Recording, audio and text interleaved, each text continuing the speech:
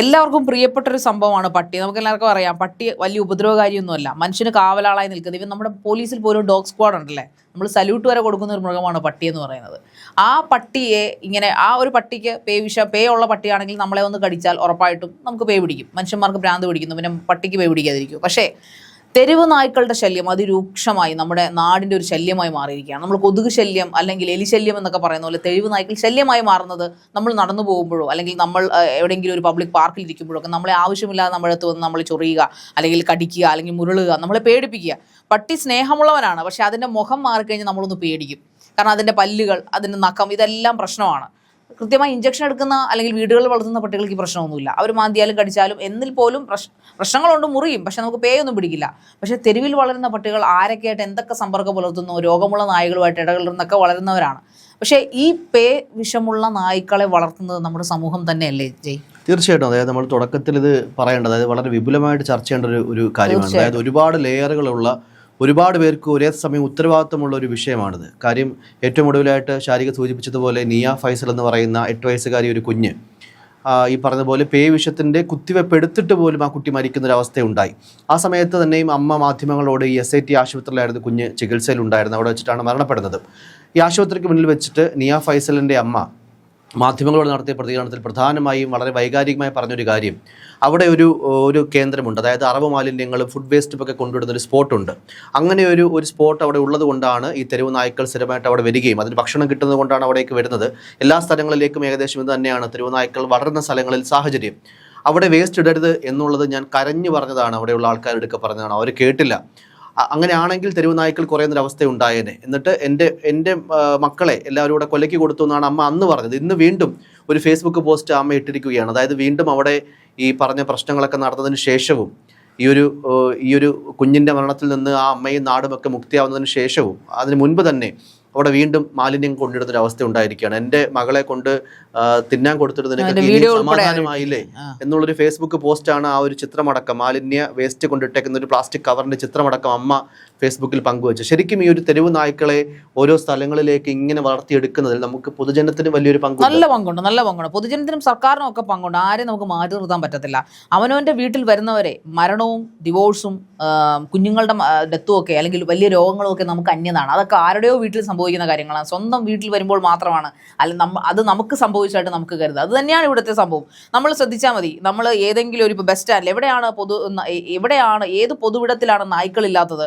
തെരുവ് നായ്ക്കൾ വളർന്നുകൊണ്ടിരിക്കുകയാണ്, തടിച്ചു കൊടുത്തിട്ടുണ്ട്. കാരണം ഭക്ഷണം ആവശ്യത്തിനുണ്ട്, എല്ലായിടത്തും വേസ്റ്റ് ഉണ്ട്. ഇപ്പോൾ ഹോട്ടലിൻ്റെ പുറകിലായാലും തട്ടുകടകളിലായാലും റെയിൽവേ സ്റ്റേഷനിലെ ക്യാൻറ്റീനുകളിൽ നിന്നായാലും നമ്മുടെ KSRTC ക്യാൻറ്റീൻ ഒക്കെ ഈ മാലിന്യങ്ങൾ എങ്ങോട്ടാ? വേറെ വലിയ മറ്റേ മാലിന്യ കുമ്പാരത്തിലൊന്നും കൊണ്ടുപോയി ഈ പറയുന്ന അത് കളയുകയല്ല, കത്തിച്ച് കളയുകയല്ല ചെയ്യുന്നത്, അത് വലിച്ചെറിഞ്ഞേക്കുവാണ് ചെയ്യുന്നത്. അപ്പോൾ അത് ആരുടെ മുമ്പിലാണ് ചെന്ന് വിടുന്നത്?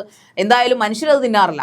മൃഗങ്ങളായിട്ട് പുലിയും സിംഹവും ഒന്നും അല്ല നമ്മുടെ നാട്ടിൽ ജീവിക്കുന്നത്, നായ്ക്കളാണ്, തെരുവ് നായ്ക്കളാണ്. അത് കഴിക്കും. കാരണം അതുങ്ങൾക്ക് വീട്ടിൽ നിന്ന് ആഹാരമല്ല കൊടുക്കുന്നത്. അത് തടിച്ചു കൊടുത്ത് ഇരിക്കുന്നതുകൊണ്ട് തന്നെ അതുങ്ങൾക്ക് നല്ല ആരോഗ്യമാണ്. അതായത് ഒരു പിഞ്ചു കുഞ്ഞിനെയൊക്കെ കടിച്ചു കീറി കൊല്ലാൻ 1 or 2 പേരെ കൊല്ലാനുള്ള ഒരു കപ്പാസിറ്റി ഉണ്ട്. ചില നായ്ക്കളെ കാണുമ്പോൾ നമ്മൾ ഭയന്നു പോകും. നല്ല കുട്ടുറുമ പോലെ ഇരിക്കുന്നത്. ഈ ഉടുമ്പ് കടിക്കുന്ന നായ്ക്കൾ കടിച്ചു കഴിഞ്ഞാൽ പിന്നെ അതിനെ ഈ പറഞ്ഞ പോലെ അതിന് നല്ല രീതിയിൽ തിരിച്ച് അറ്റാക്ക് ചെയ്ത് വടികൊണ്ടാക്കി അടിക്കാതൊക്കെ നായ്ക്കൾ പിടിവിടില്ല. നമ്മൾ ഉടുമ്പ് കടിച്ചു എന്നൊക്കെ പറയില്ല, അതുപോലെ തന്നെയാണ്. ഒരു സമയത്ത് ബൈറ്റ് ഏറ്റ് കഴിഞ്ഞാൽ പിന്നെ ആ ഭാഗം കൊണ്ടേ പോകുള്ളൂ. അല്ലെങ്കിൽ പാന്റിലോ വസ്ത്രങ്ങളോ ഒക്കെയാണ് കടിച്ചു പിടിച്ചിരിക്കുന്നെങ്കിൽ പിന്നെ അവസാനം വസ്ത്രം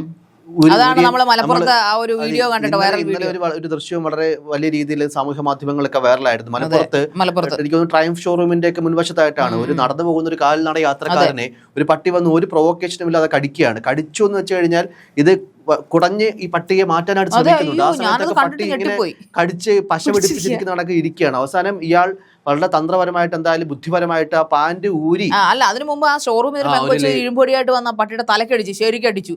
അങ്ങനെ എന്നിട്ടും അവൻ വിട്ടില്ല. ഇപ്പൊ ജയ് പറഞ്ഞ കേസുമായിട്ട് അത് ക്രോഡീകരിച്ച് നോക്കുമ്പോൾ ശരിയാണ്, ഉടുമ്പ് പിടിച്ച പോലെ തന്നെ പിടിച്ചു. അവസാനം അവൻ ഇച്ചിരി ഒന്ന് തങ്ങിയെന്ന് തോന്നിയപ്പോൾ ആ മനുഷ്യൻ അടിയിൽ ട്രൗസർ ഇട്ടുകൊണ്ട് എന്തായാലും പാന്റ് ഒരു ദൂരെ എറിഞ്ഞിട്ട് ആ മനുഷ്യൻ ഓടി രക്ഷപ്പെട്ടു. അവൻ ചത്തില്ല, പട്ടി എന്നിട്ട് ചത്തില്ല, പട്ടി തിരിച്ച് ഓടിക്കളഞ്ഞു. എന്തായാലും തീർച്ചയായിട്ടും പറഞ്ഞ പോലെ ഓരോ സ്ഥലങ്ങളിലേക്കും തെരുവ് നായ്ക്കൾ വളരുന്നതിൽ നമുക്ക് പൊതുജനത്തിന് വലിയൊരു പങ്കുണ്ട്. കാര്യം ഏത് സ്ഥലങ്ങളിലൊക്കെ കൊണ്ട് വേസ്റ്റ് ഇടുന്നു ആ സ്ഥലങ്ങളിലെല്ലാം വളരെ കുടുംബമായിട്ടും റെസിഡൻസ് ഏരിയ ആയിരിക്കാം, ഗ്രാമപ്രദേശമായിരിക്കാം, നഗരങ്ങളായിരിക്കാം, എല്ലായിടത്തും ജനങ്ങൾ തിങ്ങിപ്പാർക്കുന്ന സ്ഥലമാണ്. അവിടേക്ക് നായ്ക്കൾ വന്ന് തമ്പടിക്കണമെങ്കിൽ 1-2 ദിവസത്തേക്ക് ചിലപ്പോൾ പല പ്രദേശങ്ങളിൽ നിന്ന് നായ്ക്കളൊക്കെ വന്നു പോയെന്നിരിക്കാം. പക്ഷേ സ്ഥിരമായിട്ട് ഒരു കൂട്ടം നായ്ക്കൾ ഒരു പ്രദേശത്ത് വളരുന്നുണ്ടെങ്കിൽ അവിടെ അതിന് വേണ്ടുന്ന ആഹാരം, ഫുഡ് വേസ്റ്റുകൾ കിട്ടുന്നുണ്ട് എന്നുള്ളത് തന്നെയാണ് അതിൻ്റെ അർത്ഥം. ആ വേസ്റ്റുകൾ കൊണ്ടിടുന്ന ആരാണ്? നമ്മളാണ്, നമ്മൾ പൊതുജനമാണ്. അല്ലെങ്കിൽ ഇരുട്ടിന്റെ മറവിലും അല്ലെങ്കിൽ ആൾക്കാർ കാണുന്നില്ല, ക്യാമറ ഇല്ല എന്നൊക്കെ ഉറപ്പുവരുത്തിയതിനു ശേഷം കൊണ്ട് നമ്മുടെ വീട്ടിലെ മാലിന്യങ്ങൾ തള്ളുന്ന ഓരോ മനുഷ്യനും ഓരോ പൗരനും ഇത്തരത്തിലുള്ള മരണങ്ങൾക്ക് ഉത്തരവാദി തന്നെയാണ്. അതിനോടൊപ്പം തന്നെ സർക്കാരിന്റെ പങ്ക് എടുത്തു പറയേണ്ടത് തീർച്ചയായിട്ടും ഉണ്ട്. കാരണം നമ്മുടെ നാട്ടിൽ മാലിന്യങ്ങൾ കൂടുമ്പോൾ അത് നിർമ്മാർജ്ജനം ചെയ്യാനുള്ള ഒരു സംവിധാനം നമ്മുടെ ഒരു സർക്കാരും ചെയ്തിട്ടില്ല. ഇന്നും ഇത് 10 വർഷമായിട്ട് ഭരിക്കുന്ന ഇടതുപക്ഷ സർക്കാരും ഇതിന് മുമ്പ് ഭരിച്ച വലതുപക്ഷ സർക്കാരും ചെയ്തിട്ടില്ല. ഇനി വരുന്നവർ ചെയ്യുമെന്ന്. കാരണം അതൊരു വിഷയമല്ല. നമ്മുടെ നാട്ടിൽ ഇപ്പോൾ നമുക്കറിയാം, ബ്രഹ്മപുരത്ത് മാലിന്യ കൂമ്പാരം കത്തി എത്രയോ ആൾക്കാർ പനിയും ചുമയും ഒക്കെ ആയിട്ട് പോയി. അവസാനം അതിപ്പം നീറ്റാക്കിയെന്നൊക്കെയാണ് അറിയപ്പെടുന്നത്. എന്നാലും അതിങ്ങനെ കൂടി അത് ഓരോ നാട്ടിലും ഇപ്പോൾ തിരുവനന്തപുരം നഗരസഭയിലായാലും കൊച്ചി നഗരസഭയിലായാലും കോഴിക്കോട് നഗരസഭയിലായാലും ഇതൊക്കെ തന്നെയാണ് അവസ്ഥ.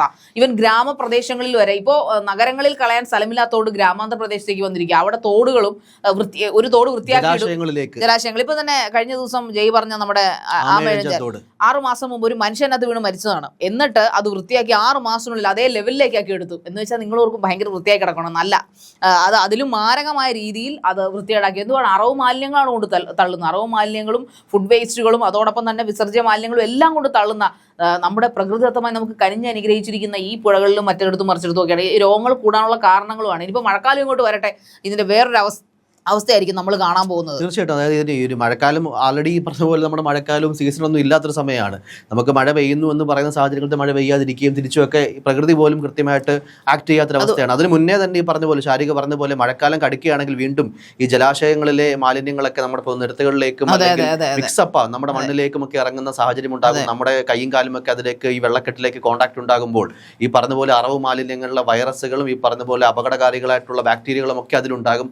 അതിന് മുന്നേ തന്നെ ഈ ഒരു വേസ്റ്റ് മാനേജ്മെന്റ് ചെയ്യേണ്ട ഒരു ഉത്തരവാദിത്തം ജനങ്ങൾക്കൊപ്പം തന്നെ മന്ത്രിമാരെ ഒന്നും പട്ടികൾ കടിക്കുന്നില്ലല്ലോ. കാരണം അവർ ക്രിസ്റ്റയിലും മറ്റേ കിയയിലും ഒക്കെ അല്ലേ നടക്കുന്നത്. അപ്പൊ പിന്നെ അവരെ എങ്ങനെ പട്ടി കടിക്കാനാ? പോകുന്നിടത്ത് ഇറങ്ങി നടക്കേണ്ട അവസ്ഥ ഉണ്ടാവുന്നില്ലല്ലോ. എന്തായാലും ഈ പർട്ടിക്കുലർലി നമ്മൾ ഈ ആദ്യം അഡ്രസ് ചെയ്ത നിയ ഫൈസലിന്റെ മരണം നമുക്കുണ്ടാക്കിയ ഷോക്ക് വളരെ വലുതായിരുന്നു. മിടുക്കിയ ഒരു കുഞ്ഞ്. അതിനോടൊപ്പം തന്നെ നമ്മൾ ഭയപ്പെട്ട മറ്റൊരു കാര്യമുണ്ട്. സാധാരണഗതിയിലൊക്കെ പേവിഷത്തിന് വാക്സിൻ എടുത്തു കഴിഞ്ഞാൽ രക്ഷപ്പെടും, അതായത് കൃത്യമായ സമയത്ത് വാക്സിൻ എടുത്തു കഴിഞ്ഞാൽ രക്ഷപ്പെടും എന്നൊരു ചിന്ത എല്ലാ മലയാളികൾക്കും ഉണ്ടായിരുന്നു. അതിനെ മാറ്റിമറിച്ച ഒരു സംഭവമായിരുന്നു. അതായത് 2 വാക്സിനുകൾ ഈ കുഞ്ഞ് എടുത്തിരുന്നു ശാരിക. അതായത് എനിക്ക് തോന്നുന്നു April 8-നാണ് ഈ കുഞ്ഞിനെ കടിക്കുന്നത്. മുറ്റത്ത് കളിച്ചുകൊണ്ടിരിക്കുമ്പോൾ ഈ മുറ്റത്തുള്ള താറാവിനെ അറ്റാക്ക് ചെയ്യാനായിട്ട് പട്ടി വരികയും ആ താറാവിനെ രക്ഷിക്കാനായിട്ട് കുഞ്ഞ് ഓടിച്ചില്ലുകയും പിന്നീട് പട്ടി കുഞ്ഞിനെ കടിക്കുകയുമായിരുന്നു. അങ്ങനെ 2 ഡോസ് വാക്സിനുകൾ ഈ കുഞ്ഞെടുത്തു. പക്ഷേ ആരോഗ്യ വകുപ്പിനെതിരെ തന്നെ വലിയ പരാമർശങ്ങളും രൂക്ഷമായ പ്രതികരണങ്ങളൊക്കെ ഉണ്ടാകുന്ന ഒരു അവസ്ഥയെ നമ്മൾ കണ്ടു. കാര്യം വാക്സിൻ എടുത്തിട്ടും എന്തുകൊണ്ട് ഈ കുഞ്ഞ് മരിച്ചു എന്നൊരു ചോദ്യം വളരെ വലുതായിരുന്നു. ആ സമയത്ത് ആരോഗ്യ വകുപ്പ് പറഞ്ഞൊരു വിശദീകരണം, അതായത് ഞരമ്പിലേക്ക് കടിയേൽക്കുന്ന ഒരു സാഹചര്യത്തിൽ വളരെ പെട്ടെന്ന് തന്നെ ഈ റാബീസ് വിഷം പെട്ടെന്ന് തന്നെ സ്പൈനൽ കോഡിലേക്ക് വൈറസ് നമ്മുടെ തലച്ചോറിലേക്ക് അങ്ങനെ എത്തിക്കഴിഞ്ഞാൽ ഈ പറഞ്ഞ പോലെ 99% സമയത്തും റാബീസ് വാക്സിൻ കൃത്യമായിട്ട് ആക്ട് ചെയ്യുകയാണെങ്കിലും ഞരമ്പിൽ കടിയേൽക്കുന്ന സമയങ്ങളിൽ ഇത്തരത്തിൽ റെയർ ആയിട്ടുള്ള കേസുകൾ ഉണ്ടാകാമെന്നുള്ളതാണ്. എന്തായാലും ഈ ഒരു സംഭവത്തിൽ നമ്മൾ പറയാൻ ഉദ്ദേശിക്കുന്ന ഒരു കാര്യം, ഇതൊരു കൂട്ടുത്തരവാദിത്തമാണ്. അതായത് ആർക്കും ഇതിൽ നിന്ന് കൈ കഴുകാൻ സാധിക്കില്ല. അതായത് അത് മാത്രമല്ല, നായ്ക്കളെ കൂട്ടത്തോടെ കൊല്ലുക എന്ന് പറഞ്ഞ പോസിബിൾ ആയിട്ടൊരു കാര്യമല്ല. മറ്റേ പക്ഷിപ്പനി വരുമ്പോൾ കൂട്ടത്തോടെ 20,000 മറ്റേ താറാവുകളെ കൊല്ലുന്നു അല്ലെങ്കിൽ 20,000 കോഴികളെ കൊല്ലുന്നു എന്ന് പറഞ്ഞാൽ നായ്ക്കളെ അങ്ങനെ കൂട്ടിയിട്ട് കൊല്ലാൻ പറ്റില്ല. അപ്പൊ അതുകൊണ്ട് ചെയ്യേണ്ട കാര്യങ്ങൾ പൊതുതരത്തിലുള്ള നായ്ക്കളെ എന്തുകൊണ്ട് ക്രോഡീകരിച്ചുകൊണ്ട് ഒരു സ്ഥലം അവർക്ക് കൊടുക്കുന്നില്ല, അവർക്ക് വേണ്ട ഭക്ഷണം അവിടെ എത്തിക്കുന്നില്ല, ഒരു ഷെൽട്ടർ. നായ് സ്നേഹികളായ ഒരുപാട് കമ്മ്യൂണിറ്റീസ് ഇവിടെ ഉണ്ട്, അവരെ അറിയിക്കുക. അവർക്ക് വേണ്ട സാമ്പത്തികമാണല്ലോ എല്ലായിടത്തെയും പ്രശ്നം. അത് അങ്ങനെ ഒരു വിഹിതം അവർക്ക് കൊടുക്കുക. അവർക്കും ഈ നാട്ടിൽ ജീവിക്കണമല്ലോ. ഈ നായ്ക്കളെന്ന് പറഞ്ഞു കഴിഞ്ഞാൽ നമ്മൾ എടുത്തു വളർത്തുമ്പോൾ അവരുടെ അതുങ്ങളുടെ മരണം വരെയും അവർ മരിച്ചാലും. കഴിഞ്ഞ ദിവസം ഒരു വാർത്ത തന്നെ, ഒരു പാമ്പിനെ ആ വീട്ടുകാരിൽ നിന്ന് രക്ഷിച്ചു. മൂർഖന്റെ കടിയേട്ട് ആ പാവപ്പെട്ട നായ്ക്കുട്ടി മരിച്ചു. പക്ഷെ എന്നിട്ടും വീട്ടുകാരെ അവൻ സംരക്ഷിച്ചു. അത്രയും സ്നേഹമുള്ള ഒരു ജനുസാണ് ഈ നായ്കൾ എന്ന് പറയുന്നത്. അപ്പൊ അതുകൊണ്ട് അവരെ സംരക്ഷിച്ചാൽ ഒരുപക്ഷെ നമ്മുടെ നാടിനെ തന്നെ അവർ സംരക്ഷിക്കും. അന്യ ഒരുത്തനെയും ഒരുപക്ഷെ കേരള നാട്ടിൽ അവർ പ്രവേശിപ്പിക്കത്തില്ല. അത്രയ്ക്ക് നന്ദിയുള്ള മനുഷ്യന് വളർത്താൻ പറ്റുന്ന ഏറ്റവും നല്ലൊരു മൃഗമാണ് നായ എന്ന് പറയുന്നത്. പക്ഷെ അവരെ സംരക്ഷിക്കേണ്ട രീതിയിൽ സംരക്ഷിക്കണം. ഇപ്പോൾ പുറത്തൊരു മനുഷ്യൻ തെരുവിൽ കടന്നാൽ ഭ്രാന്തനായി പോകും എന്ന് പറയുന്ന പോലെ പോലെയാണ് നായ്ക്കളുടെ കാര്യം. അത് ചെയ്യാം. ഇപ്പൊ ഞാൻ പലയിടത്തും ശ്രദ്ധിച്ചിട്ടുണ്ട് ജയ്, നമ്മളൊരു മിഠായി, ഇപ്പൊ എനിക്കൊക്കെ വേസ്റ്റ് പുറത്തിരുന്ന് ഭയങ്കര മടിയാണ്. അപ്പൊ നമ്മൾ ടിഷ്യൂ പേപ്പർ എവിടെയെങ്കിലും പുറത്തിടാൻ നോക്കി കഴിഞ്ഞാൽ നമ്മുടെ ഒരിടത്തും നമ്മുടെ കണ്ണെത്തുന്ന ഒരു 100 മീറ്ററോ അല്ലെങ്കിൽ 10 മീറ്ററോ ഒരു സ്ഥലം ഒരു വേസ്റ്റ് കൊട്ട ഇല്ല. ഇപ്പൊ സ്ഥിരമായിട്ട് കാണുന്ന വലിയ ഇരുമ്പ് കമ്പി പോലെ കുപ്പിയുടെ ആകൃതിയിലുള്ള കുറെ പ്ലാസ്റ്റിക് മാലിന്യം വേണ്ടി കുറെ കുപ്പികൾ, അതെങ്കിലും വന്നല്ലോ എന്ന് നമ്മൾ സമാധാനം. ശരിക്കും നമ്മുടെ നാടൊക്കെ ഇക്കാര്യത്തിലേക്ക് ഒരുപാട് വർഷങ്ങൾ പിന്നിലാണ് ഇപ്പോഴും. നമ്മൾ ഈ അവബോധവും ഈ പൊതുജനങ്ങൾക്ക് വേണ്ടിയിട്ടുള്ള സെമിനാറുകൾ നടത്തുന്നതിനൊപ്പം തന്നെ ഇത് ഏത് രീതിയിൽ പ്രാക്ടിക്കലായിട്ട് പ്രാവർത്തികമാക്കാം എന്നുള്ള രീതിയെ പറ്റിയിട്ട് സർക്കാരുകൾ ഇപ്പോഴും ബോധവാന്മാരല്ല. അല്ലെങ്കിൽ ഈ പറഞ്ഞ കണക്ക് മെനക്കെടാൻ വയ്യ, ഇല്ലെങ്കിൽ അവരുടെ വീട്ടിൽ ആരെങ്കിലും ചെയ്യാനും മെനക്കെടാനും വയ്യ. എത്ര സ്ഥലങ്ങളുണ്ട് ശാരിക പറഞ്ഞ പോലെ തന്നെ നമുക്കൊരു ഫുഡ് വേസ്റ്റ് കളയാനുള്ള പ്രോപ്പറായിട്ട് അതിനെ ഡിസ്പോസ് ചെയ്യാനുള്ള സ്ഥലങ്ങൾ എത്ര പഞ്ചായത്തുകളിൽ എത്ര സ്ഥലങ്ങൾ എവിടെയൊക്കെ ഉണ്ട്. വളരെ റെയറായിട്ട് മാത്രം 1-2 സ്ഥലങ്ങളിൽ ഒരു ജില്ലയിൽ നോക്കിയാൽ പോലും കാണാൻ സാധിക്കില്ല എന്നുള്ളതാണ്. ജൈവ മാലിന്യങ്ങൾ അജൈവ മാലിന്യങ്ങളൊക്കെ കൃത്യമായിട്ട് വേർതിരിക്കാനുള്ള ബോക്സുകളൊക്കെ വളരെ അപൂർവമായിട്ടാണ് നമ്മൾ കാണുന്നത്. അതിനോടൊപ്പം തന്നെ ശരിക്കും വേസ്റ്റ് ഒക്കെ ഇങ്ങനെ കളയുമ്പോഴത്തേക്ക് ഇത് പിക്ക് ചെയ്യാൻ വരുന്ന ഹരിതകർമ്മ സേനയിലേക്ക് നമ്മുടെ ചേച്ചിമാരും അമ്മമാരും ഒക്കെ ഉണ്ട്. അവർ ഉണ്ടാകുന്ന ഈ പറഞ്ഞ കണക്ക് അവരുടെ ജോലിയാണെങ്കിൽ പോലും അവരുടെ ജോലി എത്രത്തോളം ഇത് കൂട്ടുകയാണെന്ന് അറിയാമോ? അതായത് പർട്ടിക്കുലർലി ഈ പറഞ്ഞ പോലത്തുള്ള ജൈവ മാലിന്യങ്ങളൊക്കെ കൃത്യമായി ഡിസ്പോസ് ചെയ്യാനുള്ള സംവിധാനങ്ങൾ ഉണ്ടാക്കിയെടുക്കുകയാണെങ്കിൽ ഇത് പ്ലാസ്റ്റിക്കും ഫുഡ് വേസ്റ്റും എല്ലാം കൂടെ മിക്സ്ഡ് അപ്പായി കിടക്കുക. ഇവരൊക്കെ രാവിലെ വന്ന് മണിക്കൂറുകളോളം ഈ പറഞ്ഞ പോലെ ഈ വേസ്റ്റുകളൊക്കെ മാറ്റിക്കൊണ്ട് പോകുന്നതുകൊണ്ടാണ് ഇത്രയെങ്കിലും ക്ലീൻ ആയിട്ട് നമ്മുടെ കേരളം ഇരിക്കുന്നത്. അതെ, അത് മാത്രമല്ല ഇനി സ്കൂൾ തുറക്കാൻ 2 ആഴ്ചയേ ഉള്ളൂ. ഇനി കുട്ടികൾ പുറത്തേക്ക് ഇറങ്ങുകയാണ്. അപ്പൊ ഈ നായ്ക്കൾ, അത് എല്ലാവരും സ്കൂൾ ബസ്സിൽ വരുന്നവരല്ല, ഒരുപാട് കുട്ടികൾ ബസ്സുകളിലും സൈക്കിളെ പോകുന്ന കുട്ടികളെ വരെ ആക്രമിക്കും. നായ്ക്കൾക്ക് പേ പിടിച്ചാലുള്ള പ്രശ്നമുണ്ട്. വെളുപ്പാങ്കാലത്തേക്ക് ട്യൂഷൻ പോകുന്ന പല കുഞ്ഞുങ്ങളെയും ആക്രമിക്കുന്നതായിട്ട് നമുക്കറിയാം. അത് ശാസ്ത്രീയമായിട്ട് പറയുന്ന ഒരു കാര്യം കൂടി. അതായത് ഒരു ജീവിക്ക് എപ്പോഴും അതിന്റെ ഈസി ടാർഗറ്റ് ഏതാണെന്ന് അറിയാൻ പറ്റും. നമ്മൾ പറഞ്ഞ നായാണെങ്കിൽ ഏതാണെങ്കിലും ഒരു മൃഗമാണ്, അതിനൊരു വൈൽഡ് ഇൻസ്റ്റിന്റ് എല്ലാ മൃഗങ്ങൾക്കും ഉണ്ട്. നമ്മൾ അതിനെ ഏത് രീതിയിൽ പരിപാലിക്കുന്നു, പ്രൊട്ടക്ട് ചെയ്യുന്നു എന്നനുസരിച്ചിരിക്കും അതിന്റെ ഒരു ക്യാരക്ടർ മാറുന്നത്. അപ്പൊ അതുകൊണ്ട് കുഞ്ഞുങ്ങളെ അറ്റാക്ക് ചെയ്യുമ്പോഴത്തേക്ക് അതൊരു ഈസി ടാർഗറ്റ് ആണ്, തങ്ങൾക്ക് അറ്റാക്ക് ചെയ്യാൻ വരുന്ന ടാർഗറ്റ് ആണെന്നൊരു ചിന്ത എല്ലാ മൃഗങ്ങൾക്കും ഉണ്ട്. അതുപോലെ തന്നെ ശാരിക പറഞ്ഞ കറക്റ്റ് പോയിന്റ് ആണ്. അതായത് സ്കൂളുകൾ തുറന്ന് ഇനി കുട്ടികളൊക്കെ കൂട്ടമായിട്ട് നിരത്തുകളിലേക്കും സ്കൂളുകളിലേക്കും ഒക്കെ പോകുന്ന സ്ഥലമാണ്. തിരിച്ച് സ്കൂൾ ബസ് ഇറങ്ങി വീട്ടിലേക്ക് വരുന്ന സമയത്ത് പോലും ആ ചെറിയ ഗ്യാപ്പിനിടയ്ക്കൊക്കെ എത്ര കുഞ്ഞുങ്ങളെ അറിയൂ ഇതണക്ക് ഓടി തലനാഴിക്ക് ഓടി രക്ഷപ്പെട്ട കുഞ്ഞുങ്ങളുടെയൊക്കെ CCTV ക്യാമറ ദൃശ്യങ്ങൾ കാണുമ്പോൾ സത്യത്തെ അത് കാണുമ്പോൾ ഉൾക്കൊള്ളില്ല. നമ്മുടെ വീട്ടിലും കുഞ്ഞുങ്ങളുണ്ടല്ലോ, അവരൊക്കെ സ്കൂളിൽ പോകുന്നതാണല്ലോ എന്ന് ചിന്തിക്കും. കാരണം ഈ പാനിക് ആകുമ്പോൾ നായയുടെ ഒരു പ്രശ്നമാണ്. നമ്മൾ പാനിക്കായിട്ട് ആൾക്കാരുടെ കണ്ണുകൾ നോക്കുമ്പോൾ നായ്ക്കൾക്ക് അത് മനസ്സിലാവുന്നത്. അത് അങ്ങനെയുള്ളവരെ അത് ആക്രമിക്കുകയും ചെയ്യും. അതിന് പേ ഉണ്ടാവണം, ഇല്ലെന്ന് പേ ഇല്ലെങ്കിൽ നമ്മുടെ ഭാഗ്യം, പേ ഉണ്ടെങ്കിൽ എന്ത് ചെയ്യും? ഒരുപാട് ഈ നിയ ഫൈസലുമാർ ഇനിയും ഉണ്ടായിക്കൊണ്ടിരിക്കട്ടെ എന്നാണോ സർക്കാർ ചിന്തിക്കുന്നത്? തീർച്ചയായിട്ടും. അതാണ് സർക്കാരിന് മറ്റു കാര്യം പറയുകയാണെങ്കിൽ ABC അടക്കം കൊട്ടിഘോഷിക്കുന്ന പല പരിപാടികളും, നായ്ക്കളെ വന്ധ്യംകരിക്കുന്ന ഉൾപ്പെടെ പല പരിപാടികളും സർക്കാർ പദ്ധതികളിലുണ്ട്. പക്ഷേ പലയിടത്തും ഈ പറഞ്ഞ പോലെ വന്ധ്യംകരിച്ചിരിക്കുന്ന നായ്ക്കൾ പോലും വീണ്ടും പ്രസവിക്കുന്ന അവസ്ഥ പോലും ഉണ്ട്. അതായത് മനുഷ്യനെ എന്തെങ്കിലും രീതിയിൽ കാര്യങ്ങൾ ചെയ്തു കഴിഞ്ഞാൽ പോലും ചോദിക്കാത്ത സ്ഥലത്ത് പട്ടികളെ കൊണ്ട് വന്ധ്യംകരിച്ചില്ലെന്ന് ആര് പോയി ചോദിക്കാനും പട്ടി പറയൂ. അതിനുള്ളൊരു ഉത്തരവാദിത്വം ജനങ്ങളുടെ കണ്ണിൽ പൊടിയിടാനല്ല. നാളെ ഈ പറയുന്ന ജനത്തിനെ ഭരിക്കുന്ന അല്ലെങ്കിൽ അവരെ സ്വന്തം ഒരു കുടുംബത്തിന്റെ ഭാഗമായിട്ട് കാണുന്ന സർക്കാരുകളാണെങ്കിൽ ഇനി അവസ്ഥ ഉണ്ടാകാതിരിക്കാനായിട്ട് പട്ടികളെ പ്രോപ്പറായിട്ട് ഒന്നുകിൽ പുനരധിവസിപ്പിക്കാനോ അല്ലെങ്കിൽ വന്ധ്യംകരിക്കാനോ അതിനുള്ള കാര്യങ്ങളൊക്കെ കൃത്യമായിട്ട് മോണിറ്റൈസ് ചെയ്യുന്നൊരു സംവിധാനം, ഇത്തരത്തിലുള്ള ഈ ക്രൈസിസുകൾ അതിൻ്റെ പീക്കിൽ നിൽക്കുമ്പോൾ അതിന് താൽക്കാലിക പരിഹാരം കാണുകയല്ല വേണ്ടത്.